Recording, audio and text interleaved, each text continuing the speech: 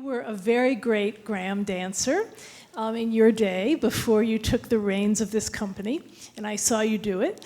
And one of the things that you've talked about is the responsibility of transmitting works that were either things that were Graham's roles that you learned and were set on you, new works that she made on you. And I wonder if you can talk a little bit about the process of transmitting these iconic works to a new generation. We have films of many generations of dancers who were directed by Martha Graham. And Martha often directed her dancers. She would change things for the individuals. She was really all about the individual. So when she was putting a new person in a role, she would make adjustments for them. And we have records of that. So as we bring in new cast members into these classic works, we have some options directed by Martha Graham herself to lean on. Then we also have a responsibility to today's audience. And these classic works live within the perception of today's audience. Again, Martha was very tuned in to how the audience was changing, what was happening in the world, and would adjust her works in response to that. And we often find now that we are returning to the structure of the works and the costumes of the works from in their original state. And it's kind of complicated, but Martha herself sort of in the 80s and 90s decorated the works a bit, changed the costumes, felt that she had to refresh things for her audience. And we now find that the impact is more powerful if we go back, if we strip away those additions. People really are appreciating mid-century modern more now than they did 25 years ago. We saw Lloyd in the wonderful role of the preacher in Appalachian Spring, and Anne as the bride, a work that had been made for Martha Graham for herself. And I'm wondering if you can talk a little bit about your process of learning these great works, especially given, as Janet says, there are so many generations of great dancers who perform them, and how do you make them your own? It's exciting. You know, you go in the archives and you find all these different versions and all the different people that performed Preacher, for example, and it's fun because you have so many choices and layers to certain movements. And as Janet was saying, you know, for each generation, you know, even standing on the rock, there's so many ways to stand on the rock, and where is your hand, and just making it very personal for who I am. So, you know, we'll try out things and, oh, that doesn't work, and try this and try that, and eventually you find your way, and it feels very comfortable, and you make it your own. So, you know, it's still a learning process. You know, even today I performed it, and it felt much different than yesterday's show. So you explore. It's nice. It's a great feeling. And you've been in the company since 2005, yes. So you've been doing these dances for a while. Yes, but you know, it like I said, it's a process. Because when I first started doing Appalachian Spring, it was kind of, I started slowly. So maybe we did Appalachian Spring Suite sometimes. So, you know, I get a little test run of certain sections and then get to do the whole thing, and, you know, different layers to it. For me, Appalachian Spring is a true honor to perform the bride role, especially when I first joined the company. I was a follower, and I had the privilege of learning and watching right in front of me some other beautiful principal women. And to see that right in front of you, and to watch a role that you want to dream of dancing one day. Sometimes we don't have that opportunity. Sometimes we bring back other ballets, and maybe we didn't actually see anybody in the company ever dance it, so we're really studying just the archives, which we're blessed to have. There's so many black and whites, films that are, you know, shaking, and you're trying to figure out what they're doing, but it brings so much life to the history of this company. So for me, this piece is very special because I had those women that I looked up to right in front of me to kind of guide me, plus the videos. Then when I stepped into the role myself. And and I think the more you dance it, the more you find new flavors in it and nuances, and it's a constant discovery. So that's what live art is, right? That makes it fun. So like Lloyd said, it's always changing, and hopefully we're always finding new ways to bring the story to you. And one of the things that's particularly lovely in the Graham Company at this point is that when things are double cast, you see wonderful younger dancers doing those roles. And the other night, the bride and the preacher did not look the same. They didn't kind of tell the story in quite the same way. And we're, of course, privileged here that we have this company here for more than one performance, but that there really is a richness in that narrative. So can you tell us a little bit more about what it is that makes it different to then develop new work? Janet, of course, has brought in new commissions like Deo and the Lamentation Variations project, but that this is a company that both preserves the great canonical works and also is building repertory toward the future. But those are things where you don't have films, you don't have people who did the work before you. It's being created for this time and this place. How do you develop those worlds? Before I joined the Graham Company, I had a background in all different styles and contemporary styles. So it's a true honor as well that we have a diverse repertoire, because that allows me to branch out and explore other strengths that I have.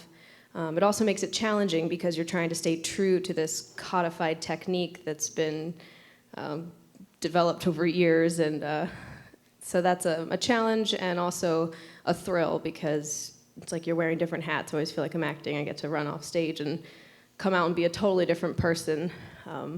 Sometimes it works wonderfully, and it's a release, and I love that. So I stopped being the bride, and then I came out for Deo, so that was a really quick switch, and it's also really wonderful on the mind, too. So.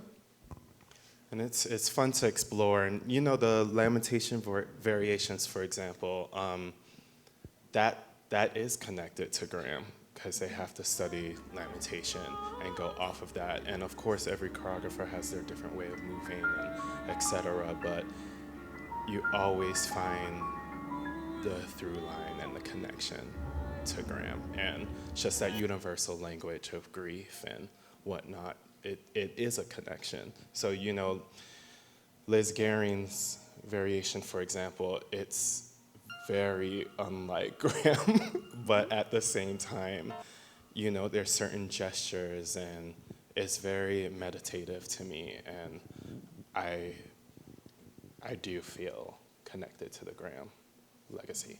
So this is a question about Michelle Dorrance's variation. Many of you know that Michelle's a tap expert and virtuoso and choreographer, and this piece has a lot of rhythmic complexity, but this man was struck by the way in which everyone was starting to move forward, and that reminded him of things that were happening on 9/11, and wanted to know what kind of instruction she had given the dancers as they were developing this work.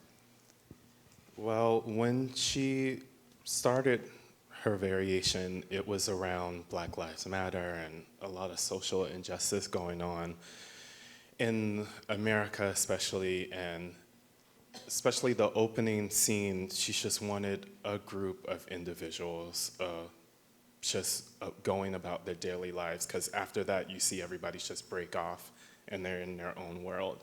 So the opening was just mainly just people as one moving forward in their lives.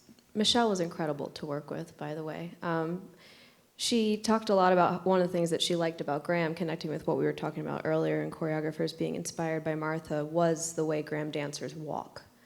Now, we weren't going to put on our tap shoes all of a sudden, so she as well played with these intricate rhythms, and we all have a different rhythm pattern. And Lloyd's kind of telling the story in the middle with the other men, and many of us are walking around, sometimes maybe not even aware about what's going on around us, like we all often do in life, and sometimes maybe you get a sense of what's happening around you and how that affects you. And then other times it's very clear and you're dealing with that. It's right in front of you. So, and it's all kind of sharing that feeling in a very simple way. And I think it's interesting how just with walking and the simplicity of that, it can add to what's going on in the forefront.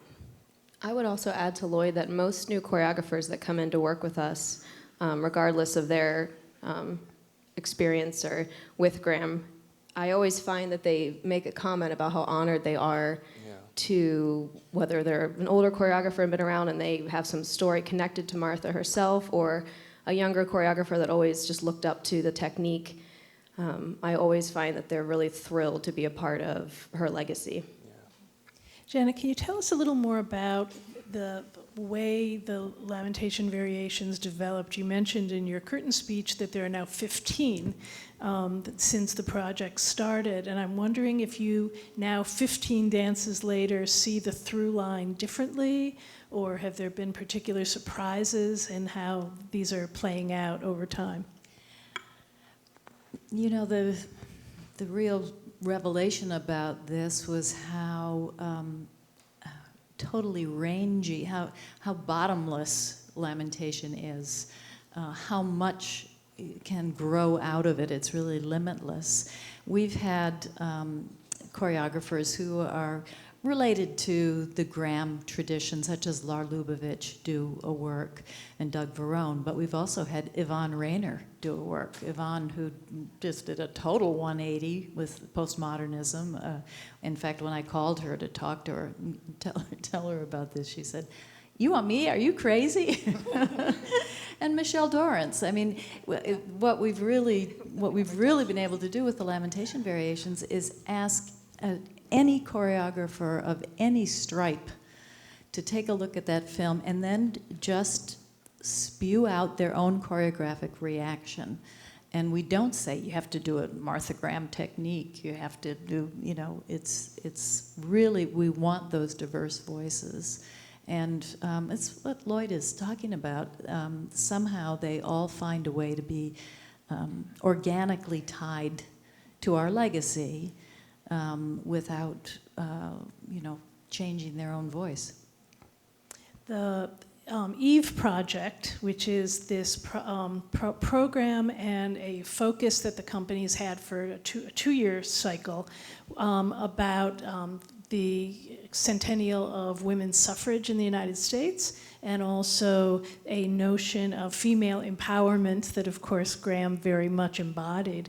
Can you tell me a little bit more about how that process has been going, how you've been developing these programs to think about female empowerment, about the changes that the world that Martha Graham was born into and the world that we're living in now?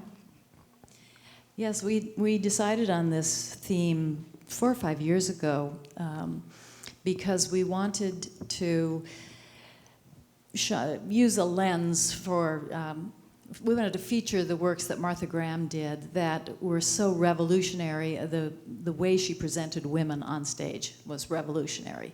You know, they weren't swans or flowers, and they didn't need a prince to complete them. They were complex, au contraire,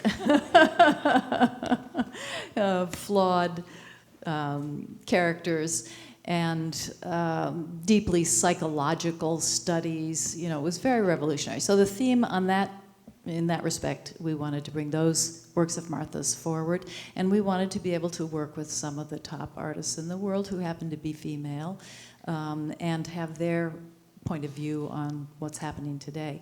So we decided on the theme 4 or 5 years ago, and the national, even international conversation overtook us.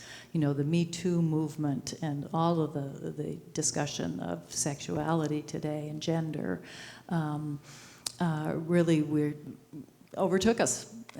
So our works are, you know, dance is an ephemeral art form. We're not up here to prescribe anything about any of these topics, but it has opened doors to many conversations about the 19th Amendment and women's right to vote, and about the community of women in Deo, for example, as opposed to some of the anti-heroines of Graham, Medea, Phaedra, this sort of thing. So we try to open doors to conversations and not shut any.